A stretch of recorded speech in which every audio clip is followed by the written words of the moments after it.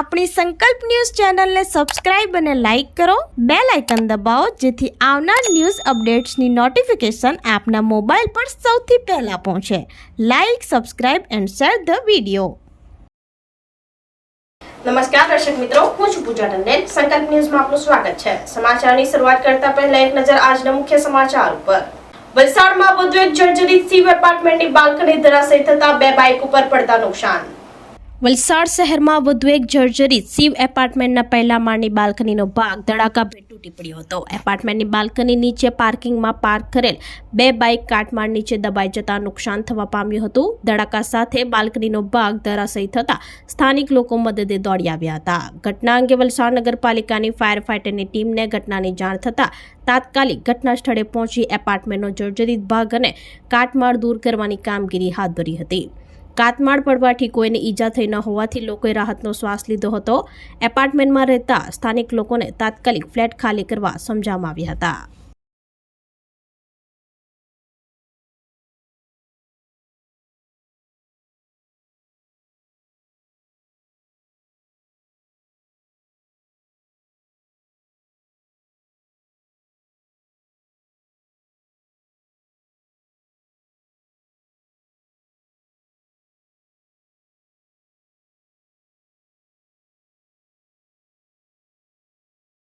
વલસાડ શહેર અને તાલુકા ભાજપ દ્વારા સાંસદ ધવલ પટેલનું સન્માન કરાયું.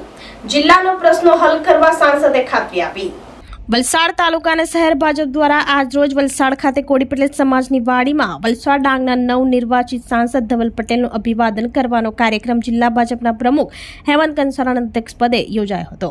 જેમાં વલસાડ તાલુકા અને શહેર ભાજપ તરફથી સાંસદ ધવલભાઈ પટેલનું ઉષ્માભર્યું સ્વાગત કરવામાં આવ્યું હતું. વલસાડ ડાંગ જિલ્લાના સાંસદ ધવલ પટેલને સન્માનિત કરતા ભાજપના ધારાસભ્ય ભરતભાઈ પટેલે જણાવ્યું હતું કે ગત લોકસભાની ચૂંટણીમાં વલસાડ વિધાનસભા મત વિસ્તારના મતદારોએ ભાજપના ઉમેદવારને જિલ્લામાં સૌથી વધુ મતની જંગી લીડ આપી વિજય બનાવવામાં મહત્વની ભૂમિકા ભજવી છે. વલસાડ જિલ્લાના અનેક પ્રશ્નો રાજ્ય અને કેન્દ્ર લેવલના છે. રેલવેના પ્રશ્નો, પ્રવાસન વિભાગ, રસ્તા અને પુલોની સમસ્યા, જિલ્લાના દરિયાકાંઠાના ધોવાણનો પ્રશ્નો હલ કરવા માટે તેઓ જિલ્લાના ધારાસભ્ય સંગઠનના હોદ્દેદારો સાથે સંકલન કરી ઉકેલવા માટે ખાતરી આપી હતી. આ કાર્યક્રમમાં જિલ્લા ભાજપના મહામંત્રી શિલ્પેશ દેસાઈ, કમલેશ પટેલ, ભાજપના હોદ્દેદારો, જિલ્લા તાલુકા પંચાયતના સભ્યો, સરપંચો અને કાર્યકરો ઉપસ્થિત રહ્યા હતા. કાર્યક્રમનું સંચાલન વલસાડ તાલુકા કોળી પટેલ સમાજ પ્રગતિ મંડળના ઉપપ્રમુખ શશી પટેલે કર્યું હતું.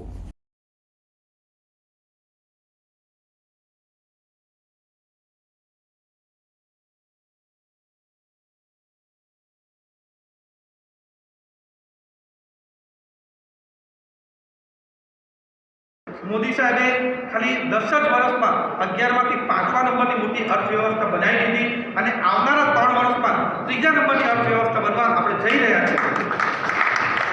તો જે અનેક કામો મોદી સાહેબે દરેક વર્ગ માટે કર્યા છે. મોદી સાહેબ કોઈ પણ વિશેષ ધર્મ કે વિશેષ સમાજ માટે કામ નથી કરતા. મોદી સાહેબ હંમેશા એમ જ કહે છે કે હું ગરીબ, મહિલા, યુવા અને કિસાન વર્ગ માટે કામ કરું છું. આમાં દરેક સમાજ આવી જાય છે. એના પરિણામ સ્વરૂપ આપણા નરેન્દ્ર મોદી સાહેબે જવાહરલાલ નહેરુ પછી બીજા પ્રધાનમંત્રી બન્યા. તેમણે 3 સલંગ ચૂંટણી જીતીને 3જી વાર પ્રધાનમંત્રી આપણા રેકોર્ડ બાજી સાથે નહેરુની સાથે જીત્યા છે.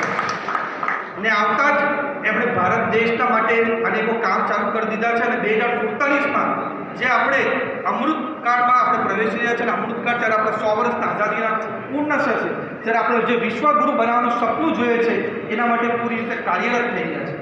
અને એ રીતે વલસાડ લોકસભા જે આપણે બધા જાણીએ છીએ તે એક બેરોમીટર સીટ છે. જે વલસાડ લોકસભા સીટ જીતે છે એ જ કેન્દ્રમાં પણ સરકાર બનાવે છે. ને આ વખતે કદાચ ઓપોઝિશન વાળા પૂરા ગુજરાતમાં વલસાડ લોકસભા સીટ જાતે જ મનથી જે અરવિંદભાઈ કહેતા હતા.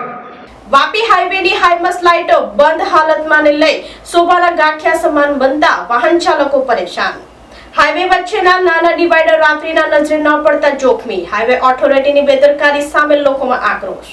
નેશનલ હાઈવે નંબર 48 ઉપરથી દિવસ રાત અસંખ્ય નાના મોટા વાહનોની દોડધામ થતી રહે છે. વાહન ચાલકોની સુવિધા માટે હાઈવે વચ્ચે ડિવાઈડર બનાવવામાં આવેલ છે અને અમુક અંતરમાં નાના વૃક્ષો રોપવામાં આવેલ છે. તો ક્યાંક નાના વૃક્ષાકારની પ્લાસ્ટિક પટ્ટીઓ ઊભી કરવામાં આવેલ છે, જેથી રાત્રિ સમયે વાહનોની લાઇટો સીધી ચાલકોની આંખમાં ન પડે.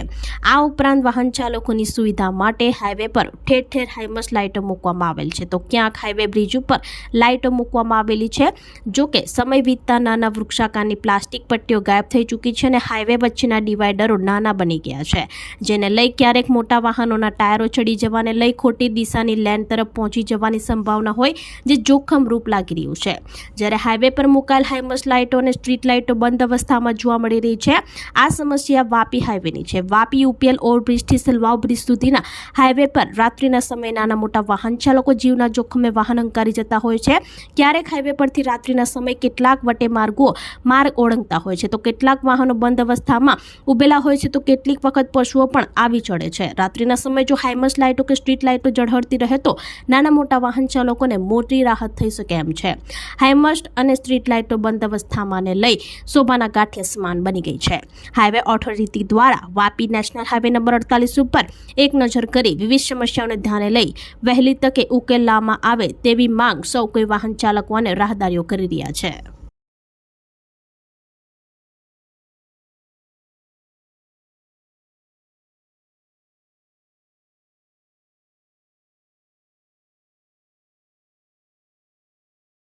સુવર્ણ જયંતિના ભાગરૂપે દક્ષિણ વિભાગ કોળી સમાજ દ્વારા પારડીના ગામોમાં વૃક્ષારોપણ કરાયું.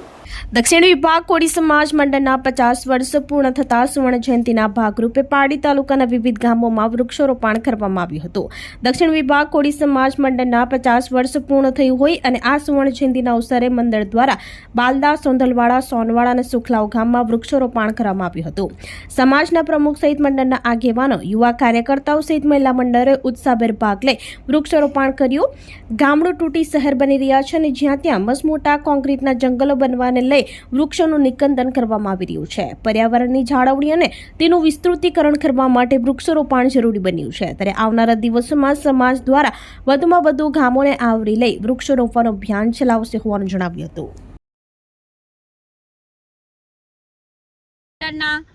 50 વર્ષ આ વર્ષે પૂરા થયા છે અને એના ઉપક્રમે અમે સુખલાવ ગામમાં 50 વૃક્ષો વાવવાનું અત્યારે એક આયોજન કર્યું છે. અમે ગામના સૌ બહેનો ભાઈઓ મળીને 50 વૃક્ષોનું આજે વાવેતર કર્યું છે અને ભવિષ્યમાં એક વાવેતર કરી એટલે જ પૂરતું નથી, આપણે એ વૃક્ષોનું જતન પણ કરવું જોઈએ. એક વૃક્ષ રોપીશું તો કે ભૂમિદાન અને ગૌદાન કર્યાનું પુણ્ય મળે છે, અવશ્ય મળે છે એમ કે છે.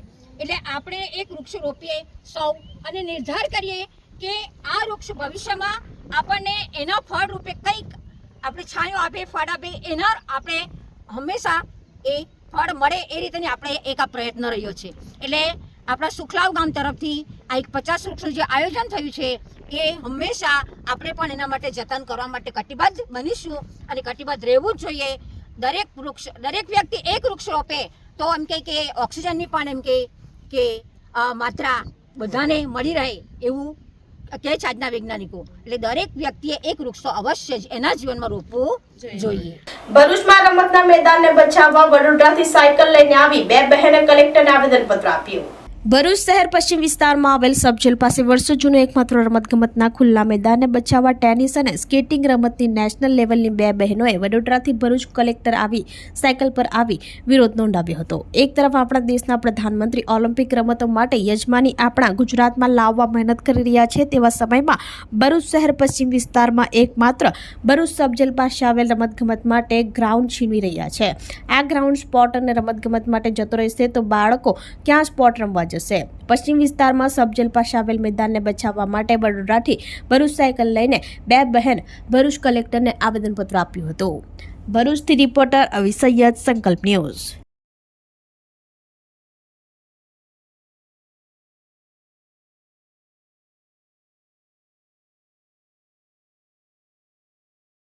मैं लारिब खान हूँ और मैं नेशनल टेनिस प्लेयर हूँ. मैं आईटा और GSTA खेलती हूँ.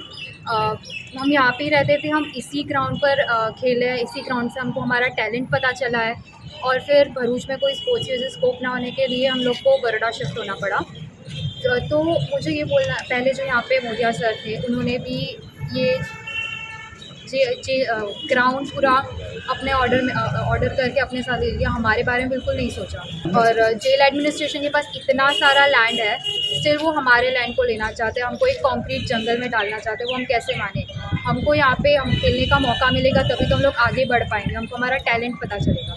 हमारी मांग ये है कि हमको हमारा ग्राउंड रहने दो, यहाँ पर हमको खेलने दो, हमको यहाँ से आगे निकलने दो, आपको हमारा ग्राउंड क्यों लेना? मेरा नाम लाइबा खान है और मैं टेनिस प्लेयर हूँ और फॉर्मल नेशनल स्केटर हूँ। अभी मैं टेनिस खेल रही हूँ आइटा में, और पहले हम यहाँ पर ही रहते थे। जो सब जेल का ग्राउंड है एग्जैक्टली उसके सामने हमारा घर है, तो इसी ग्राउंड पर मैं खेल के बड़ी हुई हूँ। बट ज़्यादा यहाँ पे फैसिलिटीज़ और अपॉर्चुनिटीज़ ना होने की वजह से हमको बड़ौदा शिफ्ट होना पड़ा। तो ये जो आज जो ये ग्राउंड है, जो सब जेल एडमिनिस्ट्रेशन है वो लेना चाहते हैं टाउनशिप प्लानिंग के लिए। पर मेरा एक उनसे सवाल है कि जो ये टाउनशिप प्लानिंग है वो तो सबके अच्छे के लिए होता है, तो ऐसा क्योंकि गवर्नमेंट एम्प्लॉयज़ जो होते हैं और जैसे जेल के जो एम्प्लॉयज़ हैं उनके लिए ही क्यों ये फ़ायदा, कॉमन पीपल के लिए क्यों कोई फ़ायदा नहीं हो सकता है उसके थ्रू? हम बड़ौदा से साइकिलिंग करके यहाँ पर भरूच कलेक्टर ऑफिस आए हैं। हमारी ये मांग है कि हमें ये ग्राउंड ऐसे ही रहने दें और खेलने दें, आगे बढ़ने दें। તો આ તાજના સમાચારો નવા સમાચારો સાથે કાલે ફરી મળીશું। નમસ્કાર। આપણી સંકલ્પ ન્યૂઝ ચેનલને સબસ્ક્રાઇબ અને લાઇક કરો, બેલ આઇકન દબાવો જેથી આવનાર ન્યૂઝ અપડેટ્સની નોટિફિકેશન આપના મોબાઈલ પર સૌથી પહેલા પહોંચે। Like, subscribe and share the video.